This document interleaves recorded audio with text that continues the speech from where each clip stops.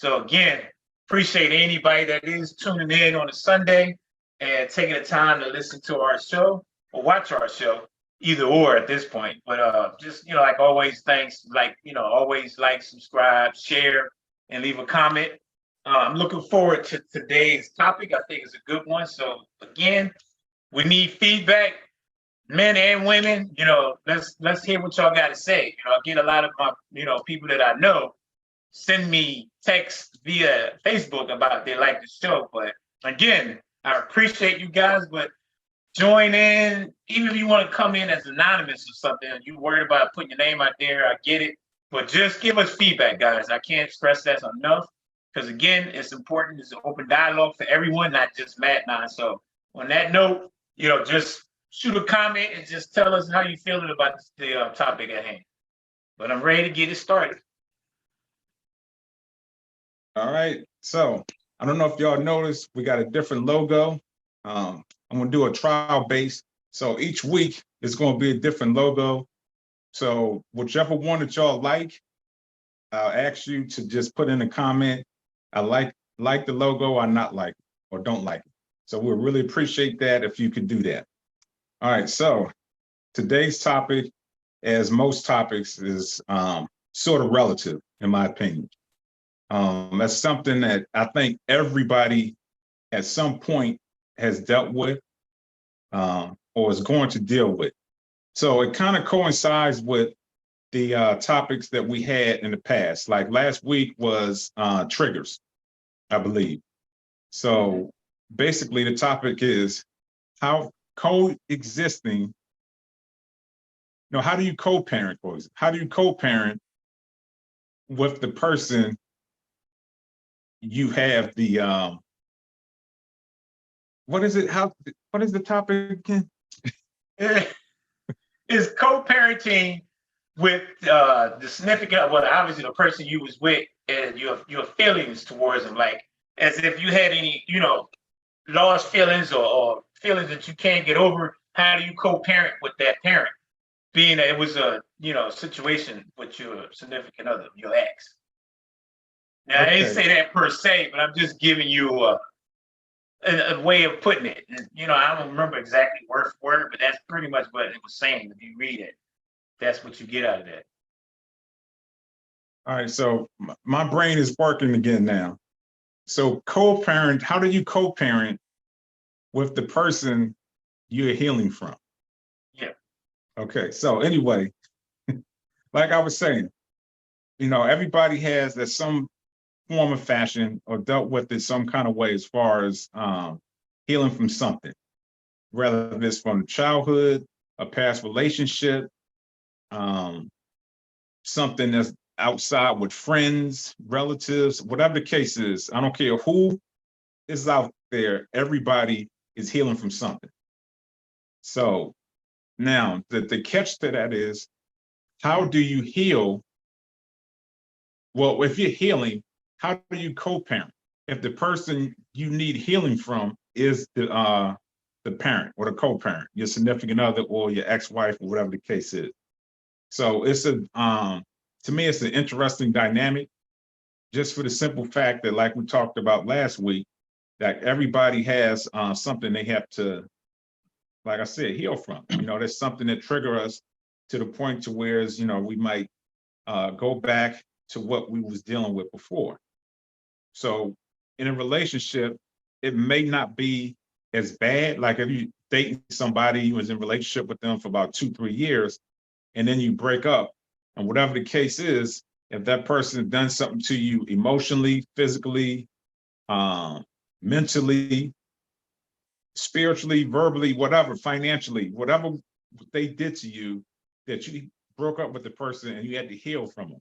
Most people, when they heal, they take a sabbatical, they go through the whole process of getting over whatever trauma that they went through. And when they feel as though that they're healed, they move on to another relationship or whatever the case may be. Now, that's just with somebody involved with. Now, the twist to it, so how do you co-parent if the person you're healing from is that parent?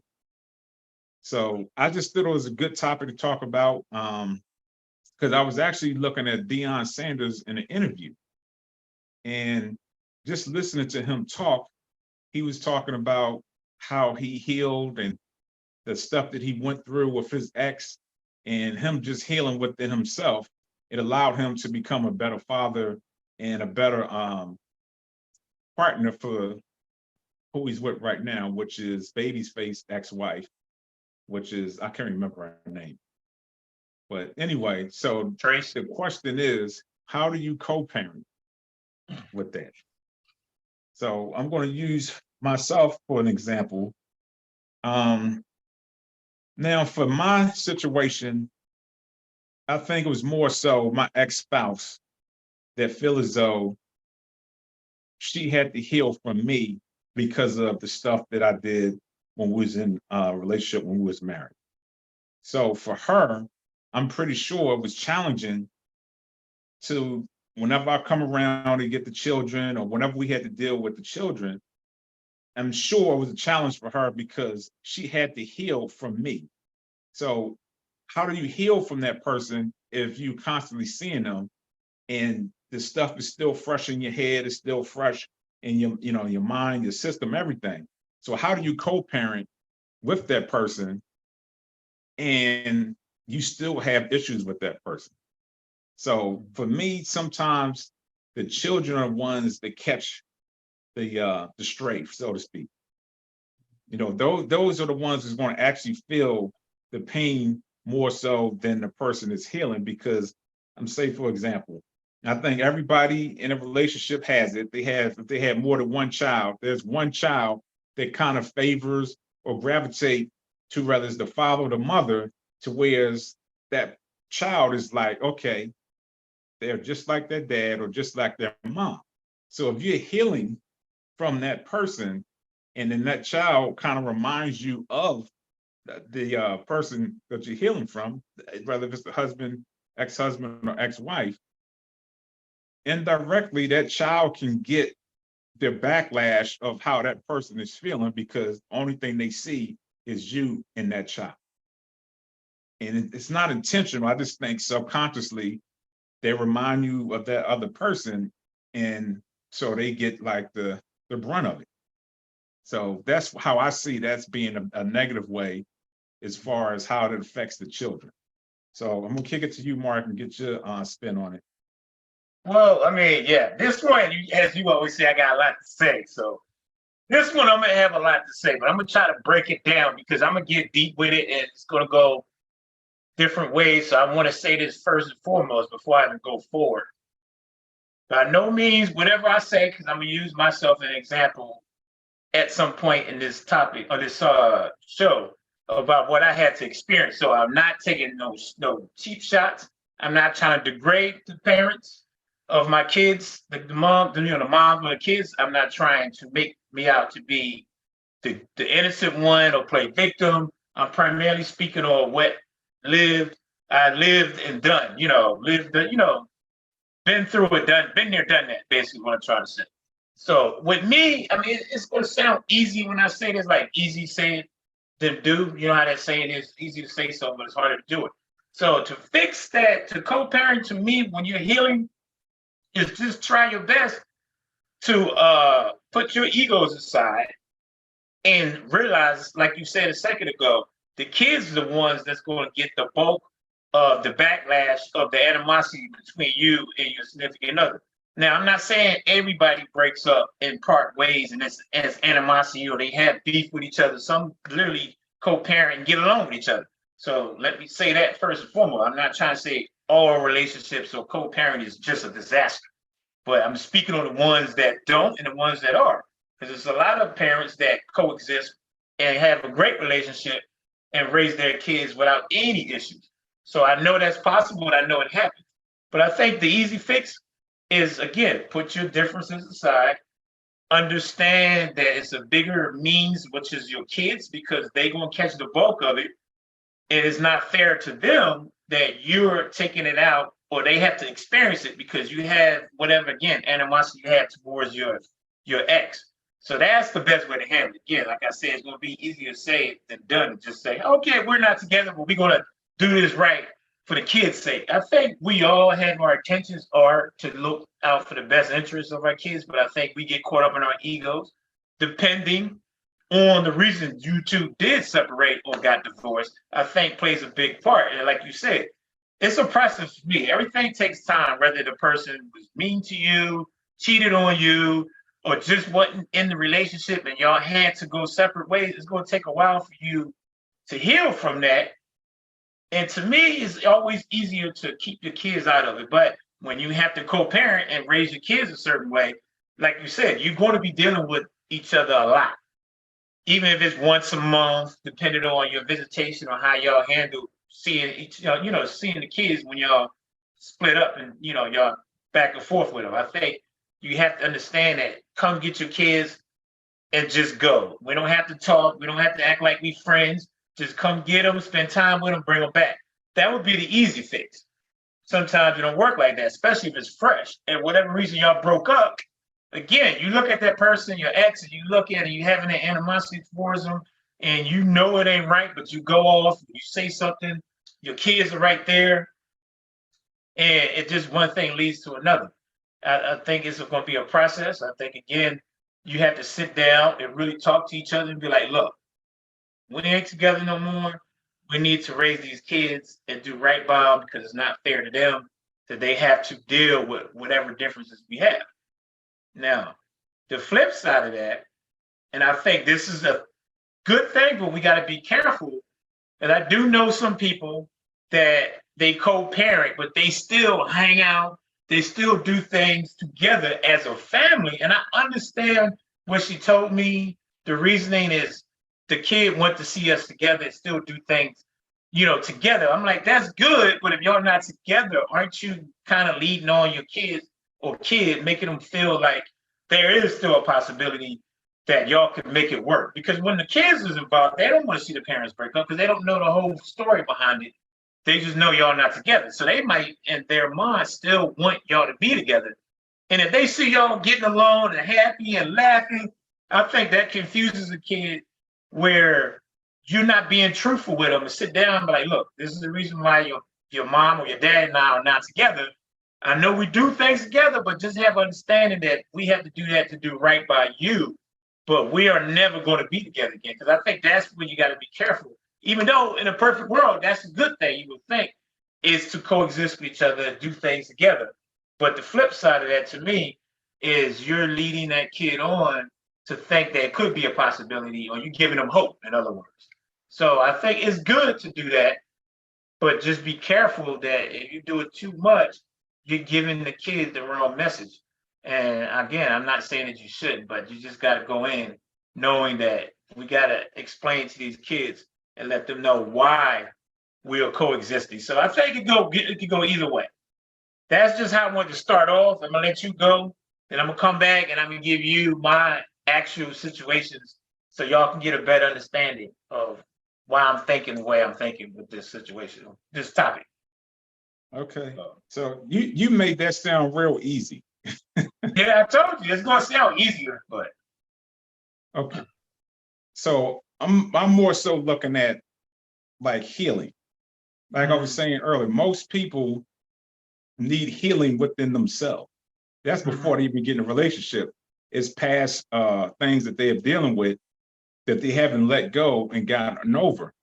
So if you can't, not you, but a person can't even self-heal themselves, that's a challenge within itself because it takes work. Like you said, it's a process, but the person have to put in the work.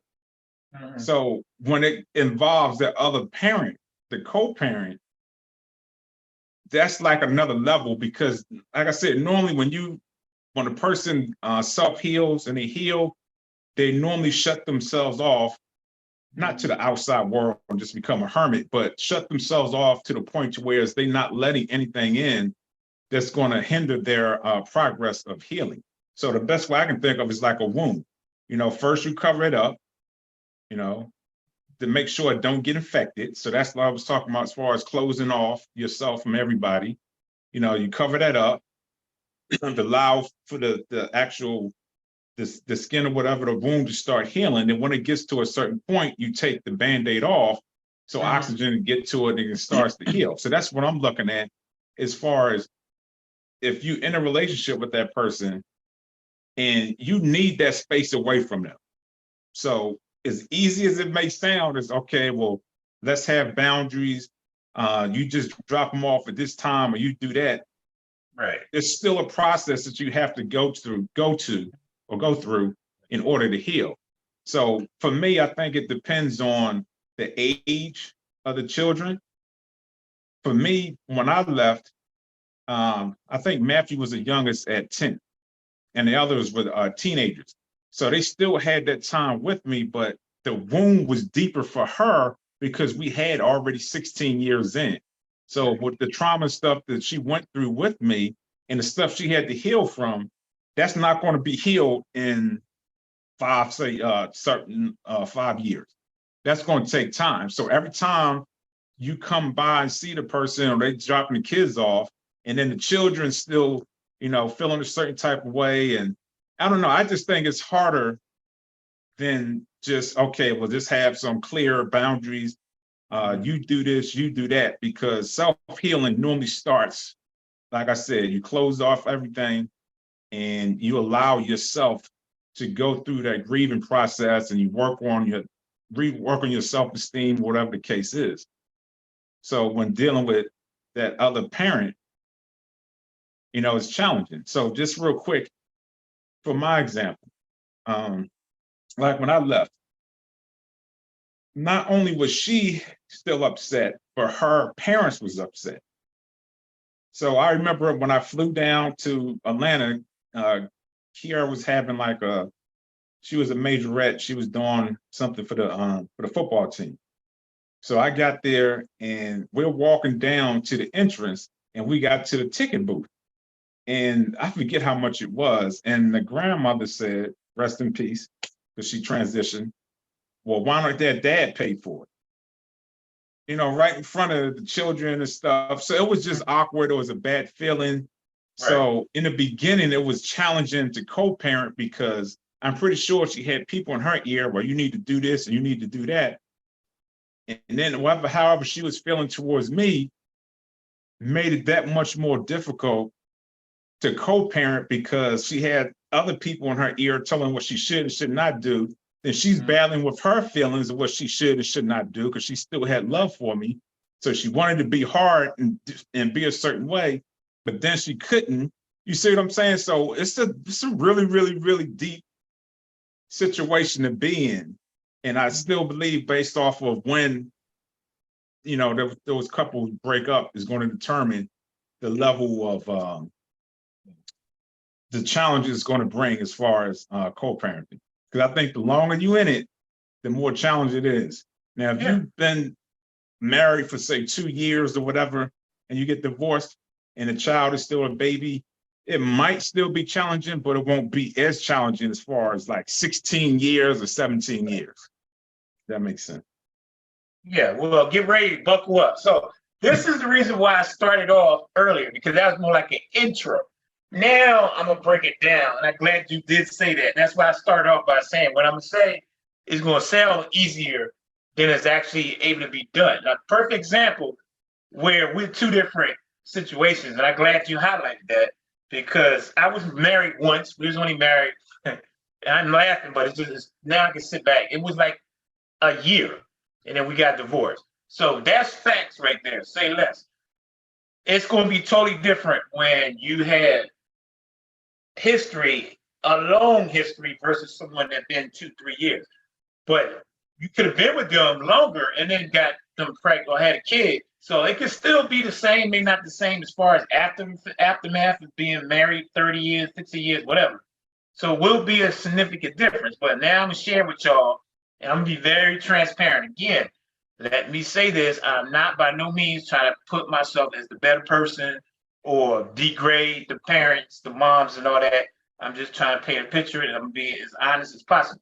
So, situation with myself, and you know this, Matt, with my two daughters' mom, I'm not going to say their name, But we never got married, but we was together for a good few months, 4 or 5 years, maybe 6.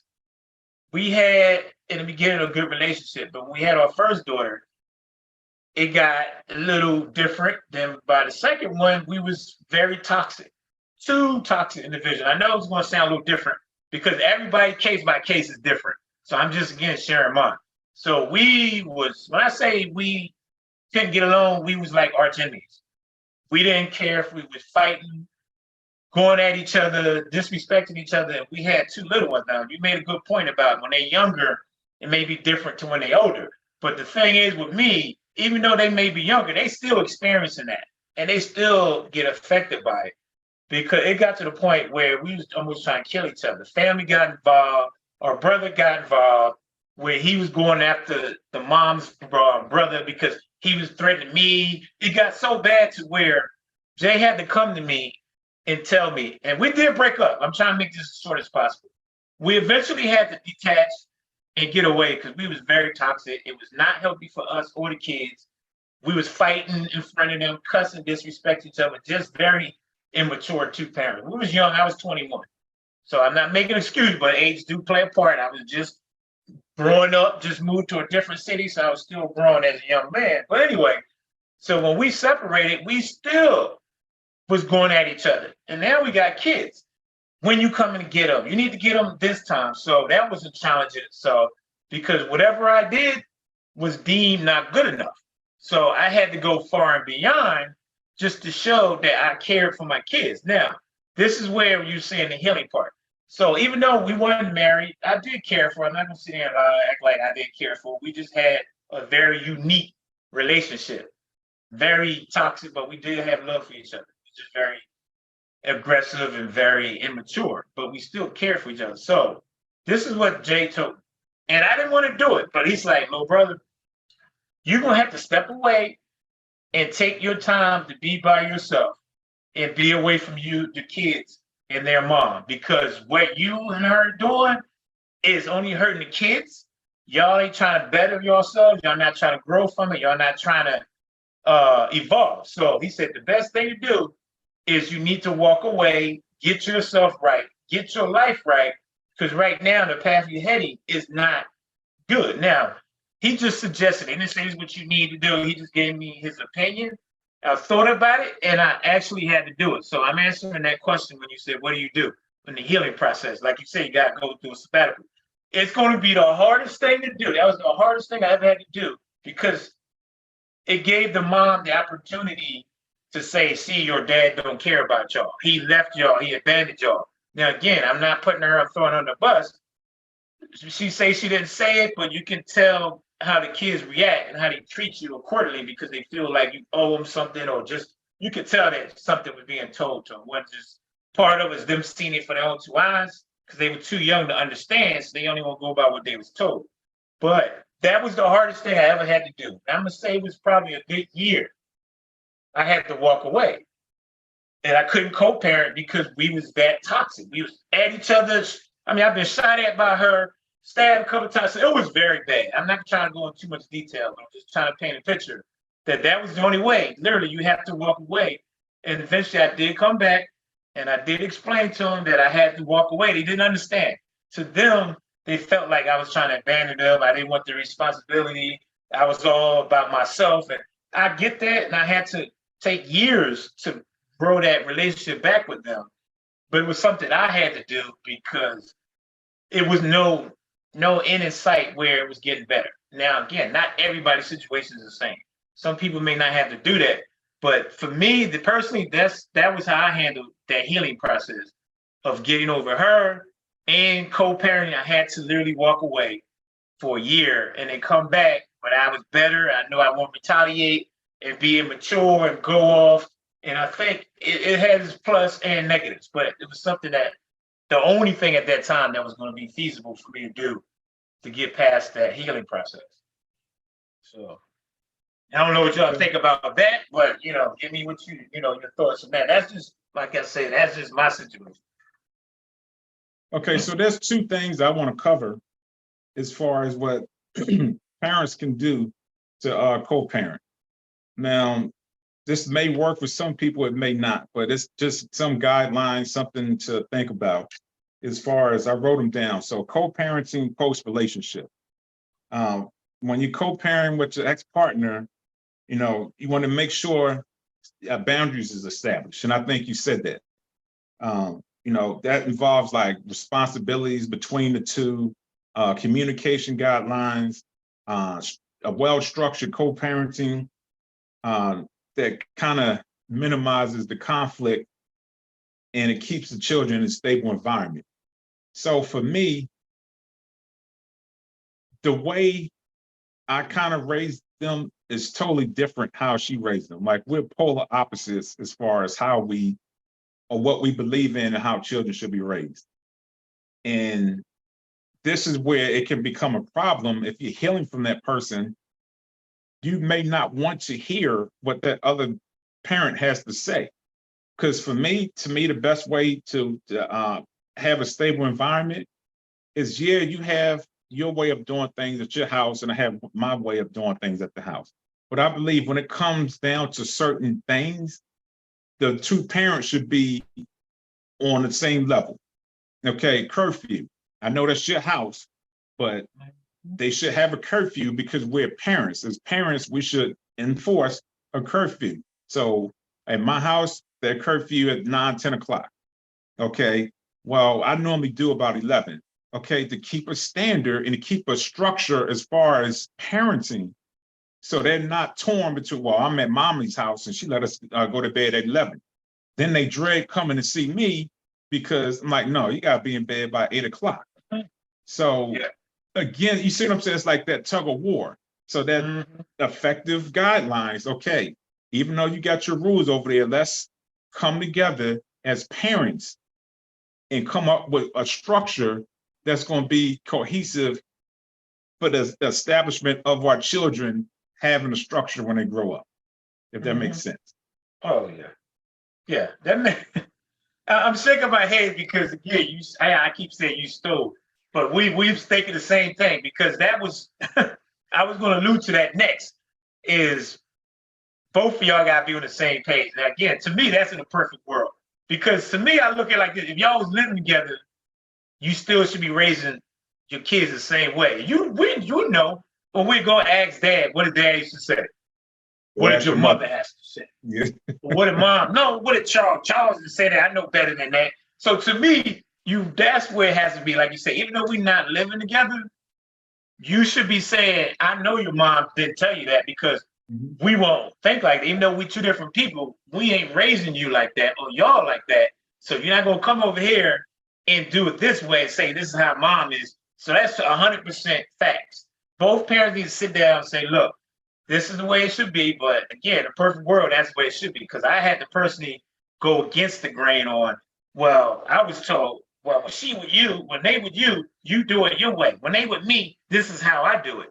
So I was the product of the opposite of that, where I had to battle back and forth on how to raise them because the moms was totally different and their beliefs was totally different. So that made it 100% hard. So again, yeah, we should sit down and have boundaries, but I think that goes into, again, why y'all broke up. Again, it shouldn't be like that. But if you had animosity, I personally believe in the beginning, we had animosity, so you're going to be more rebellious against the other parent and tell the kids this is how I be or this is how I do over here. When you go to your dad's house, you do what you want because it's animosity. So I think that's a process that you're going to have to go through eventually and get through it. Again, is that right? Of course not. But I think unless you just able to turn it on and off and say in the beginning, this is our boundaries, this is the way it should be, yeah, it should. So one thing I use an analogy, my old boss told me this, and this is how I always look at parenting. When I was a manager, and he would tell me, when I leave this store, when I'm not here, I'm still here. And he looked at me. He's like, you don't understand what I'm trying to say? And I was like, yeah, I get what you're saying, Rufus. He's basically saying, I want this store ran the same way, even when I'm not here, because you're going to do it the same way. You're not going to be like, well, I'm here, I'm the manager now, so this is the way it's going to go. And I feel that same analogy with parenting. Even though I'm not in the house with you, this is the way it should be, vice versa. When they with you, it's just like if we were still together raising y'all. So I mean, I agree with that 100%. That has to be something that's both of us got to agree on. Unfortunately, for me, it was never like that. It was always a constant battle. It was, I don't do things that way. You do it different. And it's unfortunate. And a lot of that is because they haven't healed right. And they have the animosity. Now, I'm going to speak on my son's mom. We were actually married. And we didn't have a bad breakup. I mean, no, we did get divorced, but what hate you, I can't stand you, nothing like that. She had her way of raising Marcus, and I had my way, but we still had to get past the healing. And it took a while, but she came to me one day, I think he was like 4 or 5. She told me, I need to get away. I need to find myself. I need to get me right. I need to go and be alone.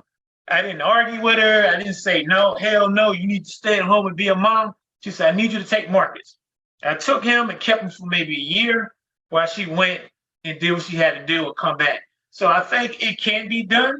Again, some people may not agree and say that's the best option is to walk away. But if you honest with your ex and say this is what I need to do, if they be mature enough, they can be able to go, okay, like we did. She left, took off for a year, had to go get right or whatever it is. And I kept Marcus for a year. She came back. I was like, here, you can have him back. You had your year. Hopefully you got yourself right. So I believe it can be. That's a way to get over yourself. You put it out there when you said that's the only way to heal is just be alone, exclude yourself. It's going to hurt. And I know it's even harder for a woman than a mom to do it than a dad. So it has to be an understanding. I know I'm making it sound easy, but sometimes the only way you can is to just try. And if it works, it works. If it don't, you got to find another option. All right, so there's 2 things I want to do. KJ has a question, and then I want to go on point 2 that I have as far as embracing self-care. So I'm going to read KJ question. KJ says, what if the parents have different parenting styles? It would be difficult to set boundaries if you don't agree on how to raise the child. I'm 100%, and I think that's what Mark was just talking about, how the 2 different parenting styles cause conflict.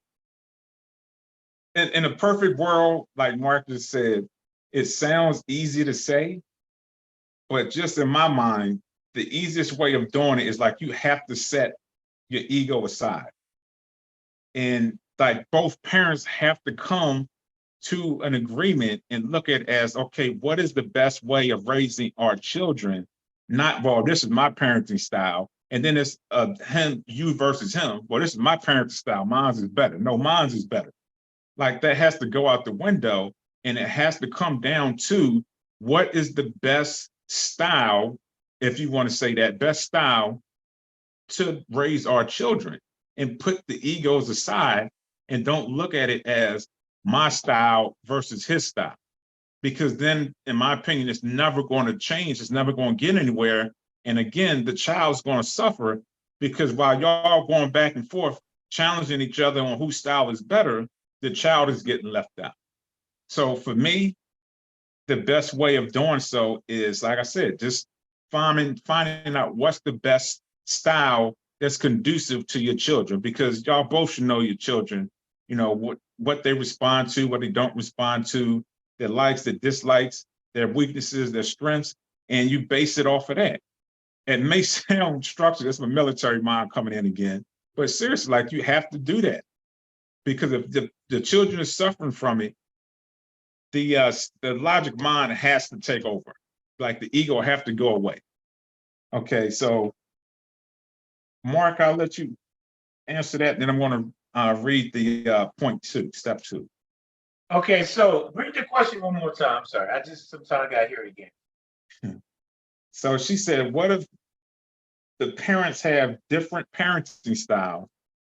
It would be difficult to set boundaries if you don't agree on how to see the child or how to raise the child. Oh, well, yeah, we both agree on that. But here's the thing I want to kind of get into with that statement or question.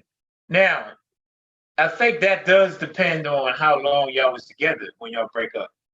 But divorce, because the reason why I'm saying that, because if y'all was living together and y'all was raising, let's say your kid, for example, Y'all got divorced, your kid's 13. I'm not saying it should be easy, but y'all already had a good amount of time with the way y'all raised them together anyway. So y'all already was in a household together. So y'all was already on a different level of raising them together. It ain't gonna be no different when y'all separate. It's just that y'all not in the same household. And in other words, like if you living with your wife and she's like, babe, I like to do this with my son. Like, babe, I don't agree with the way you discipline him. Need to be more hard. That's just something y'all need to work out regardless. I don't think it changes together or not. That's just two different parenting ways. And I mean, that was the best statement you just had. Put the egos aside, come to a conclusion, an understanding on look, you play good cop, I play bad cop. That may sound silly and juvenile, but sometimes that kid need both, that balance. Because if you have both parents the same way, in a sense to me, that might make the kid rebel because they feel like they getting all of it the same way. Now, I'm not saying the other one got to be super nice, but the good and bad cop to me, I think that works. Now, you could say, well, that's going to be divide and conquer because then he's going to go to the good parent and use that against you. But I mean, the other parent could be stern as well, but just not over the top. Now, I may not answer that question or not, but all I'm basically saying in a nutshell is you got to keep doing what you've been doing as if you was together. Like I said, if you was 13, 14, 15 years into marriage, y'all already created the way y'all raise your kid anyway. So if y'all not together, it ain't going to change. I mean, I think, unless I said earlier, you have animosity. Now you're using that as ammunition to get back at that parent. Because if not, you was already doing it before. Like with me, my situation with the kids, when Margot and when their mom and I broke up, Keisha and Deanna was like 6 or 7. So they were still young, but they wasn't teenagers. You know what I mean? So the way we was raising them together already, it was already an issue. So even though we broke up, it was the same thing because she was already like that when I was with her. So we just had to come to an understanding on, look, this is how I do it, this is how you do it, but we need to understand, we got to make sure as a core to where they both get, this is both mom and dad telling us this is the way it is. Not when I'm with you, you do what I say. When you with your dad, do what he says. Because that's what it was, but we had to come to an understanding. And again, it took a while, it was a process. It was not easy, so I'm not sitting here making it sound easy. It took a minute. But we there now, they grown, of course, now. It was a process. So ain't no easy way, that's for sure. So I want to kind of keep this in the context of the co-parenting with the person you're healing from. Because a lot of what we're talking about, it can kind of deal with that, but just add that on top of it. Mm-hmm. Because that's what the challenge is because you're healing from that person. So the best way I can look at it as, like I was going back to the womb. Every time you see that person, it's like you reopening that wound. So every time it heals, it's like you're taking the Band-Aid off and putting it back on. So it's going to take longer for that wound to heal because you're constantly removing the bandage. So that's why I'm looking at that question as, how do you co-parent with the person you're healing from? Because it's a process, like you were saying. So I'm going to go to step 2. And basically what I'm talking about is understanding the dynamics of that because you're healing from that person. So that's the first thing I said was co-parenting post-relationship. So the second part is embracing self-healing. And that's basically the person is embracing self-care. You know, they're taking care of themselves. You know, they're doing therapy, meditation, counseling, and they're doing everything they can to rebuild their emotional well-being. So that basically is going to help reestablish, you know, to become a better co-parent, because that person still has to heal in the process of co-parenting. So I'm going to use my situation for example. Now, certain things that I did in that relationship. And like I said, because it was 16 years, that's a long time. Every time you see that person, like I said, it's like that wound is being reopened again. So now that person has to battle even harder to really like listen to this person because their trust was already torn, you know? So now they got to retrust you. Okay, now I got to trust you that you're going to co-parent with me and take care of our children and raise them the right way because you violated my trust. So how does that look? How does that work? So that's why I'm trying to give like certain steps or certain things that can help that person that's healing, because that's the key thing out of all of this is the person is healing. So yeah, it's easy to say, well, we can have boundaries and stuff like that, but what are they doing in the process of that? So they have to continue their healing process. Right. Like self-care, taking care of themselves, taking care of their mental health, taking care of their emotional health, their spiritual health, their physical health. You know, because a lot of time that stuff drains all those things, and that's what depletes them. So they have to build that stuff back up along with being a co-parent. Mm-hmm. Yeah, I mean, yeah, so the step two, again, I guess I'm gonna go back to the same thing where, again, I'm trying to think. I don't think there's no easy way. I mean, to me, when I stepped away from the kids, because I was healed at the time, because while I heard their parents and I broke up, there was some things that, you know, at that time I couldn't accept. So, and it affected me in other relationships. So that's where I was, you know, I had to think about what Jay told me. And I went like the next day, I was like, okay, I ain't gonna see them no more. It took me a minute to get myself to do that, knowing that it's gonna look bad in their eyes. And then I had to trust that the mom is not gonna take that and run with it and make it look like I'm trying to abandon them. But I needed that alone time to heal. Like you said, I think honestly, when you think about it, it's gonna sound bad. I know it's different for women with the kids to stop and just you can't just walk away.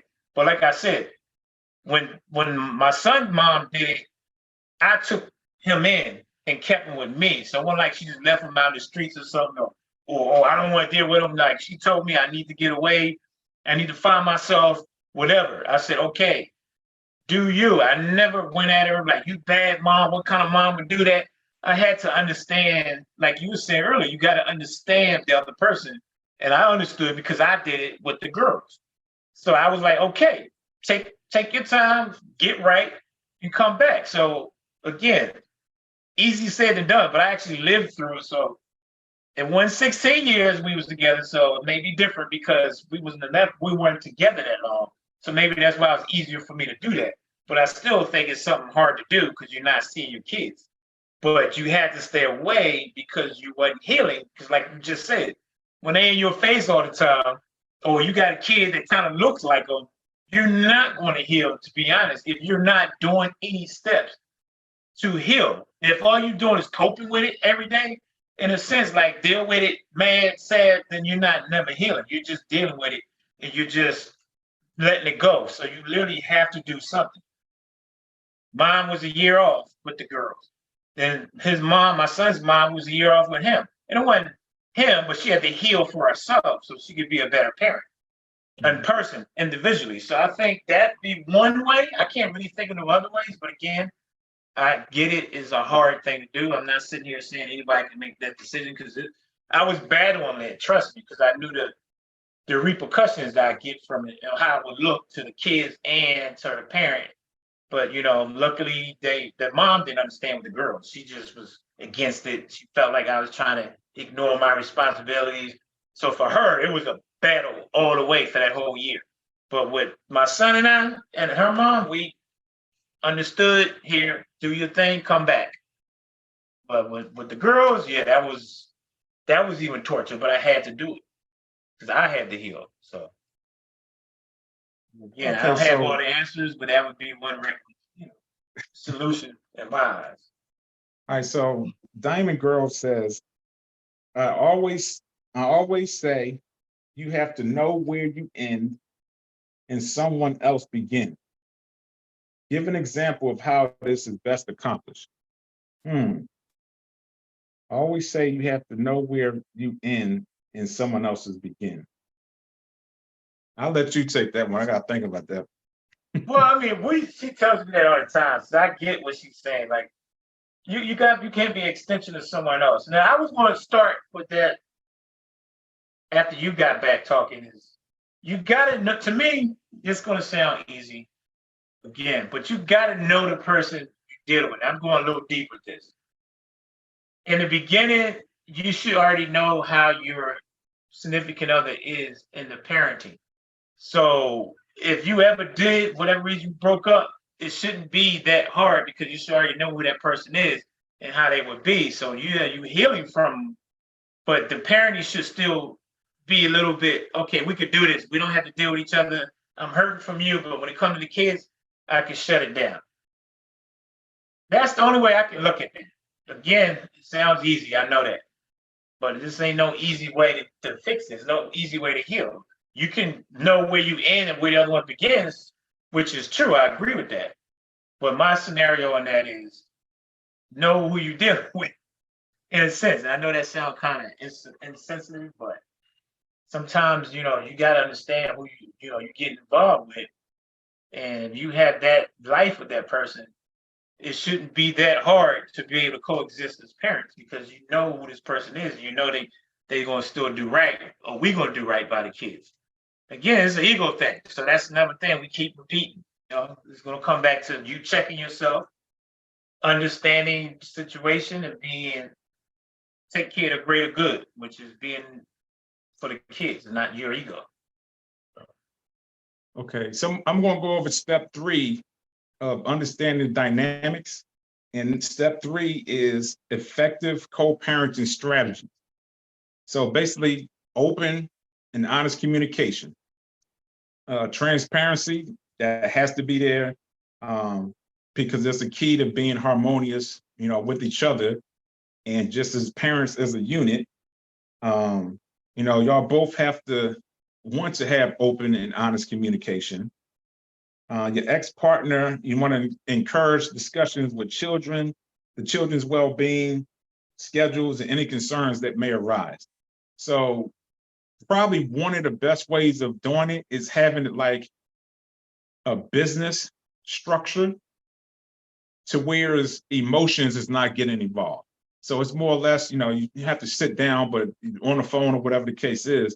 And like I was saying earlier, you come, okay, this is what I would like to do. This is what I would like to do. Okay, so how is this going to best fit our children? Is this going to push them to success? Is this going to help them become better people? Is this going to help them succeed in life? Yeah, I like what you said. I like what you said. Okay, we agree. This is how we're going to do it. And not necessarily having a schedule, but just having a structured format to where it takes the emotion out of it. And it's solely more or less just like a business deal or business partnership as parents. And so to me, that kind of takes away the emotion aspect if you look at it as a business, but you're just in business with the other person. That's your partner as parents, if that makes sense. Like if you have a business, you got a co-partner or business partner. So you bounce things off each other. Okay, this is where we at. This is what we need to do to improve. We're lacking in this area. Okay, well, we got to have a meeting on this day. I think if it's approached that way, then the emotion is taken out of it because the only focus is the children. So that's the primary goal, is the children. And it's not, well, you did this to me 10 years ago. And you know what I'm saying? So you're not arguing based off of, okay, this is my style. No, this is my style. This is, no. Okay, the children is the plan. Okay, I'm just going to throw names out there. Okay, this is what Kiara is good at. This is what Kiana is good at. This is what Matthew is good at. Okay, what can we do to help support them become better? Yeah, she's like this. Okay, we can do that. Just something like that. Just something that's going to keep the focus on them and not on each other. So that way, to me, it kind of alleviates the pain and it still allows you to heal at the same time.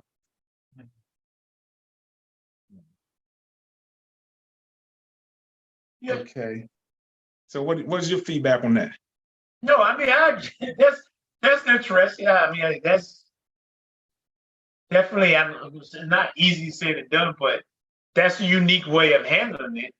But again, that's would have to be a process to me, because you have to get to that point. I don't think it'll be the next week or 3 months after y'all get divorced or separated or whatever that you'll be able to sit down and do that. I think once you get to that level, that would be ideal. But I think it's going to be trials and tribulations to get to that point. Um, Again, I've dated someone where she speaks of her kid's dad as like he's a god. I always used to sit and look at him like, how come y'all ain't together? You always speak highly of him. But she always said she respected him as a dad. He was a great dad to the kids, always been there. And he's in another city.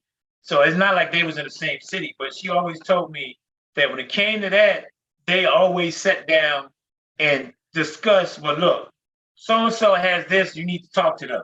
It was never, well, you over there, you need to figure it out. He would always talk to her and be like, okay, well, let me know what I can do. I try to do my best. So I do believe that it is something that you can just be mature about it and understand that you two didn't work out. And they kind of, to me, the way she did it, to me, it did seem like a business transaction. They talk so professionally to each other. It seemed like they weren't even ever a couple. But yeah, they handle it like that. When so-and-so needs this, okay, when can you do it? All right, bye. Real short to the point. It wasn't no, so what you been up to? How you doing? It was just about the kids in a discussion. So I think that's a good approach. Again, that's going to be a process. I don't think you'll be able to do that in the first year that you break up with the person. Again, depending on the reason why y'all separated. I think that has a lot to do with it. Because if you have animosity, it's going to be time before you can be able to sit down and be mature, even do it in a business transaction way. But that is a good way to do it. Because I've seen it done. So I'm basically piggybacking off what you said, saying, yeah, that actually do work because I actually seen somebody do it or them do it together and they never had no problems with it. So that is a way of doing it. But can everybody do that? Yeah, everybody's different. So, but it'd be a good way to handle it though, instead of just being asses with each other, being stubborn or this is my way, so. All right, so Possible. step 4 for understanding dynamics is coordinating schedules. Efficiently managing schedules, shared online calendars, co-parenting apps, coordinating visitation and extracurricular activities. So again, if you put it in the business format, then it should work fine. And that's one thing I will give, my ex with credit. It wasn't like that in the beginning. Like as when she started to heal, she opened up a little bit more. So she would let me know, okay, Matt, this is what's going on. She would email me everything that was going on with school. She would contact me sometimes. Well, not sometimes. Towards the end, she would contact me more after this is what's going on with X child or whatever the case is. Sometimes it was late, but she still kept that communication open. So I think the key is in the beginning, like both parties have to identify, okay, we both had certain feelings towards each other. We both are healing because it's not just one person, you got two. And I don't think I mentioned that in the beginning. So the co-parenting is both parties. The person you have to heal from is that other person. So if you got two people that's trying to heal, it's going to make it that much more challenging. So the key is in the beginning is doing that self-care, and getting help and doing all the necessary steps to heal. Because if you don't, then it's going to prolong, and then that's where the issues come in, and the children are the ones that's going to be a sacrifice for it. Okay, so now I'm going to touch on step 5, and step 5 is basically what I was talking about the entire time, and that is always putting the children first, make them a priority. That's putting our personal feelings aside, putting the ego aside, whatever disagreements we may have for the sake of the emotional stability of the child. And that's why I wanted to show that video with Deion Sanders and Babyface. Now his was a little bit interesting, and I don't know if anyone's seen it, but when Prime, Deion Sanders had his show with Pilar, I think that's who it was. He had a reality show, and there was one episode where he sat down with Babyface, and they was basically being transparent with each other. And Babyface was saying, you know, I forget her name, whatever her name is. She's my best friend. She's my friend. And as long as she's in a good place and I know she's being taken care of and she's at peace, and I know my children will be taken care of, and they'll be in good hands.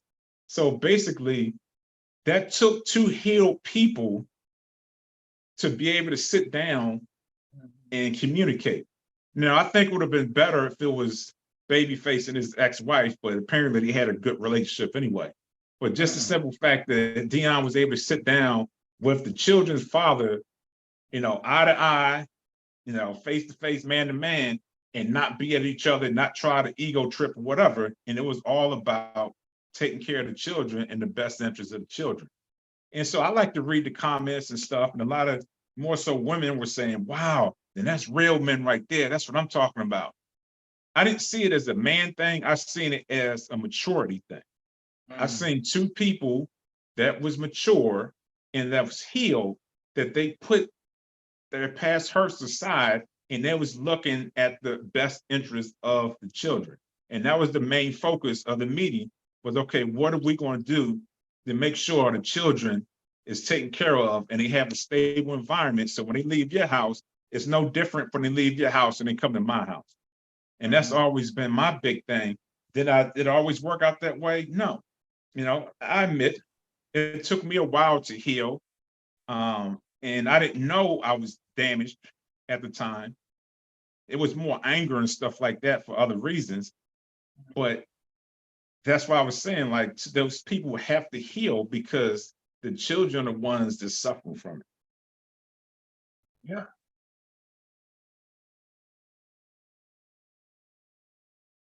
Okay, so I'm gonna read what KJ says. She says, sometimes because of spite, individuals cannot sit down and agree or just won't do the hurt and anger without thoughts for the child or children. What are your thoughts on that? Well, that kind of goes back to what I was saying. Depends on how and why you two are not together. And again, if it was a bad breakup, I think we both said this, and we all might agree or disagree on this. I don't know. Is in the beginning, I don't think nobody, if it's a bad breakup, is going to transition into, okay, this is all about the kids and we're going to do this. I think again, it has to be you said it. It's the healing. This is the whole key to this. Is you have to heal from it. And some heals quicker than others. Some think they may be healed and haven't. Like you just said a second ago, you thought you was healed, but you really wasn't. So I think it has to be in time. Again, I keep reiterating this process, but I truly believe that's going to be the only way. It's going to be a battle, and that's what I was saying about my situation. And I can only speak on that because I had to live that side where it was a process for me to get to a point where their parents and I, our kids and I, parents, we can coexist now. Because it was for many years where we couldn't sit down, come to an agreement. It was, well, why are you doing this with her? Or why are you doing this with him? So it's going to be a process. You have to start trusting and understanding that, hey, this is for the better benefit of the kids. We can't keep going at each other because it's not helping us or them. We need to grow up. So I feel like it is going to be hard because some parents that you can't get across to them and be, hey, let's do this right. So that's a challenge. The only thing I can say on that, honestly, is just got to keep at it and then hope some point that person heals to where they can see the bigger picture. Is we need to be civil with each other and be about the kids, because I think it is possible. I just think it's just some people take longer than others, and they have to go through that unfortunate process or those trials and tribulations. What goes through with that in the process of healing. So that's the only way I see it in my eyes. So. All right, so step 6, flexibility is key. Like just knowing that stuff is going to come up and you can't look at the other parent and blame them and say you're doing it intentionally. Just like you were saying that you had to step away, whatever, for your self-care and well-being. Like the other parent have to understand, like, okay, whatever that he's going through, he needs his space and time. And just knowing, okay, I got to be flexible and we have to work together to get through this, regardless, because life, as everyone knows, is always going to throw you a curveball. So it's not this perfect script where you can just go day by day, knowing exactly how it's going to play out. So just being flexible, and that's something we always said in the military, is always be ready, be flexible, because every day is going to bring you something different, and you can't hold it personal to that person because it's just life, as they say. Then step 7 is maintaining emotional well-being, seeking support. To me, one of the number one keys is having a positive support network or support group. If you got negative nannies in the back saying this person is this and that, you shouldn't do this and do that, that's going to make the healing process even harder. It's going to make the co-parenting even more challenging, because like I said earlier, now you're fighting how you feel with how your network feels. And then you got to deal with the other person. So that's a lot. So having the right network of people is going to help allow the individual, the co-parent, effectively. Just having positive people around.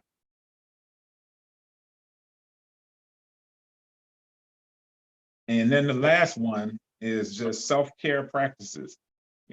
Incorporate self-care into daily routine, regular exercise, a good diet, mindfulness, exercise, and reducing stress, and just maintaining good emotional stability.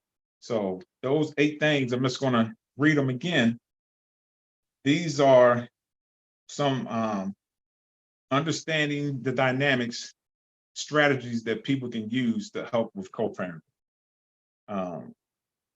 Like I said, number 1 is just co-parenting within itself, embracing self-care, self-healing, effective co-parenting strategies, coordinating schedules, focusing on children's needs, being flexible, maintaining emotional well-being, and having self-care practices. So is this going to work for everybody? It's just something that people could use as a reference, of course, based off of who you are and your personality and stuff like that. You can incorporate whatever it is that you want to do, but these 8 things are things that people could actually do, to help with co-parenting, dealing with, that's the person that they're healing from, is the person they're co-parenting with. You know what, Matt, I want to say this now. I know we coming towards the end of the show or podcast, but even if you guys who watch it when we air it on Wednesday, I want comments, and we all been children as well as parents. So we had to grow up. How many of y'all had to grow up where your parents was co-parenting? How do you feel? How did you take that situation? So I'm curious to hear how that is too, because I think that plays a dynamic too on how you raise your kids if you so happen to be in that situation where you're co-parenting, like you was the product and you grew up where your parents weren't together. So I want to get input on that too. Any people out there that had to grow up in 2 separate households where the parents are separate, how did that affect you? How did it affect you as a parent, and how you handled the situation? So I'm just curious on that as well. So Diamond Girl has a response or a question. Some people still find themselves in codependency with their significant other after the breakup, not willing to let go, using the kids as pawns to control the other person. Can you speak on this? Oh, that's a good one. I'll let you tackle that one. So she's saying, how do you deal with that? Yeah. When they codependent. I mean, to me, honestly, again, it's gonna sound easy, but you got to come with reality and face the fact. You may not see it, obviously. You might be in denial. If someone else brings it to your attention, it might come across as that person might just be jealous or negative, but you got to look at it, step out, and realize that that person is being codependent. You just got to let them know we can't do this. It ain't about us anymore. It's only about the kids. you're going to have to, work on yourself to understand that I can't keep doing this. And you can't depend on me in that way. But I think that person has allowed it, because I think if you are an enabler of a person, you're the one that got to do more to reality check than the person that's being dependent. Because it's going to sound messed up saying this, but sometimes people going to do what you allow them to do. So if you keep allowing somebody to be codependent on you, they're going to keep doing it until you face the fact that, okay, I need to stop letting this person be codependent on me and realize that this part is over. I can't do this. So I think both parties has to, but at the end of the day, and it's not saying you're wrong more than the other person, but I'm a firm believer in don't be an enabler of people that's doing something wrong, because you at the end of the day, you have to check and realize that they only doing what you allow that person to do. So Okay, so I'm going to be transparent. Now, my ex told me this. I don't know how true it is, but she said that she was seeking counseling, and her counselor told her to not see me or deal with me because I was her trigger. So I'm like, how do you tell the parent not to deal with the other parent because that person is the trigger until she healed? So not that she was using my children as pawns, but I'm just saying, like, that just popped in my head. But to answer your question, yeah, that's why I brought that up. If that person is actually seeking therapy, then I would think that counselor should be able to find out and determine, okay, you're being still codependent on this significant other. And if that person is being honest and like, yeah, I kind of use them, to control my ex or whatever the case is, hopefully they're finding ways to help her deal with her codependency. Now, if she's not, or he's not seeking therapy, then honestly, the other person, hopefully they're stable enough that they can identify that and they can navigate around it to the point to where they don't allow it to affect them and it affect the whole raising of the children, because it has to be somebody between the two has to have some logic and have some sensibility to where it's, okay, look, this is ridiculous. This is what needs to be done. The children is at risk. This is where the focus needs to be. So that's the best way I can answer that, is hopefully the other person can see that and they can navigate around it to where it's not affecting the children. Because how I see it now is that it's all about the children, And I had a talk with my friend. I see it as, like I said, being as business partners. The focus should be on the children. And if it's done that way, I truly believe it wouldn't be an issue. But when it's dealing with pain and healing, then that's what you're going to get. So I hope that answered your question. But beautiful people, we're going to have to wrap this up. We've been going for about an hour and a half. This is a great topic, in my opinion. So basically, I don't feel as though there's no perfect answer, because each individual is different. I just believe, like I gave the steps as far as the different dynamics to help navigate around that. That's the best approach, is to put the children first and heal.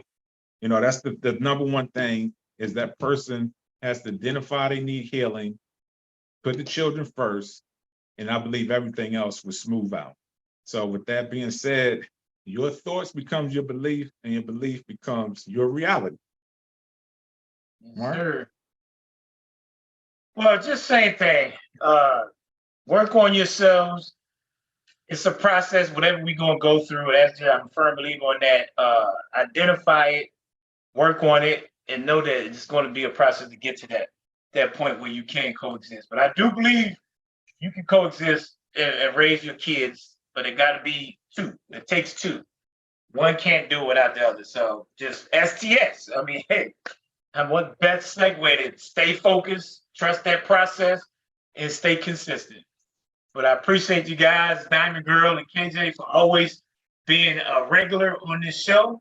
To you guys that do watch, please feedback, guys. Let us know what y'all feel about this podcast. we have good topics, and I think it's something that's good to know how everybody else thinks and how they move. So y'all enjoy the rest of your Sunday, and we're looking forward to next week.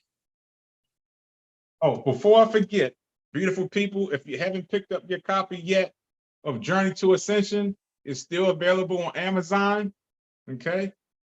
You can get the hardback, you can get the paperback, or whatever the case is. The best way I can explain it is like putting your toe in the water to test to see if it's hot or cold. That's basically what this book is. It's just a test, just letting you know, okay, this is a different approach that I can work on myself to become a better person and reach my higher self. And just a little admin note, I received the email. I actually signed us up for a podcast newsletter, and we're supposed to be featured in the newsletter via the Spotify, or they'll choose the YouTube. So just keep an eye out for that. Again, I thank those that continue to watch, and we love your support. Y'all have a beautiful day, and we see you next time. Peace. Yeah.